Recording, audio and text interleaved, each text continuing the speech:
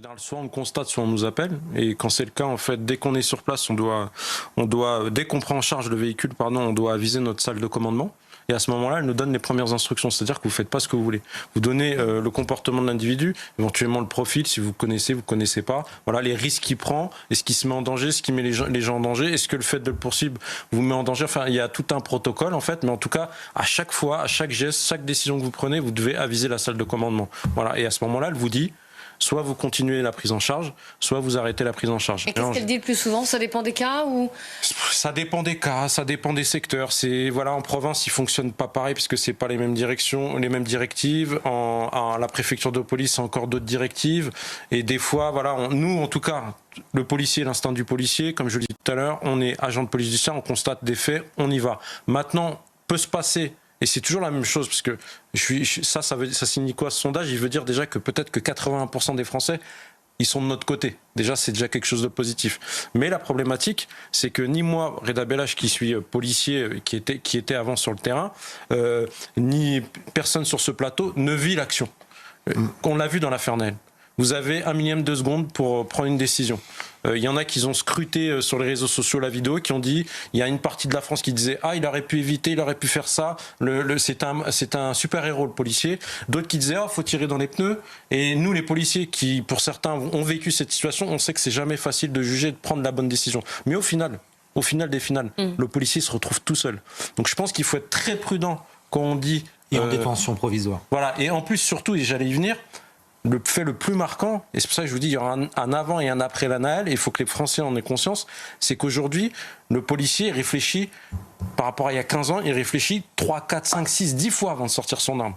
Même s'il est en légitime défense, même s'il rentre dans le cadre légal, pourquoi? Parce qu'aujourd'hui, il sait que même s'il représente l'État, il peut aller en prison. Et 4 mois et demi, 5 mois en prison... pour avoir essayé de faire son travail comme on pouvait à l'instant T. Alors peut-être que mon collègue avait peut-être pas pris la bonne décision, mais en attendant, c'est lui qui l'a prise et il travaillait pour l'État français à ce moment-là. Et il a été jeté en pâture, je vais pas peser mes mots, par le président de la République qui n'a pas respecté la présomption d'innocence et qui a dit inexcusable et inexplicable. Donc comment voulez-vous... Alors je comprends les Français, mais comment voulez-vous que nous on réagisse par rapport à ça? Est-ce que vous pensez sincèrement... Oui, ça vous a marqué et que maintenant ça marche. Voilà, chacune de vos décisions sont marquées par ces précédents-là. Et pourquoi? Parce qu'on devient... Enfin moi c'est le sentiment qu'ont les collègues sur le terrain, c'est qu'on devient la monnaie d'échange pour la paix sociale. C'est ça. La monnaie d'échange, paix sociale. Et c'est pas notre rôle du tout en fait. Je partage certains constats.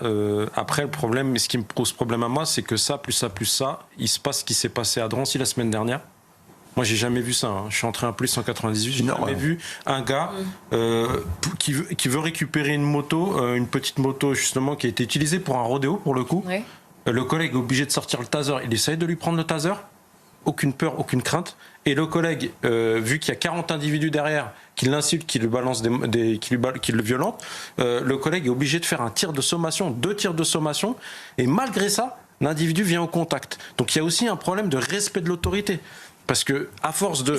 Je veux bien que les juges n'aient pas le temps de ça. Moi, je mets ça pas en cause. Ce genre de choses. Ah, mais il n'y a jamais de... Mais non, mais impossible. Le gars, il avait au moins peur d'aller en prison. Ils attaquent les prisons. En fait, non, en fait... C'est exponentiel. Voilà. Quand vous voyez ce qui s'est passé dans l'affaire Nahel, je vous dis, elle a beaucoup de répercussions de plein de côtés. Parce que...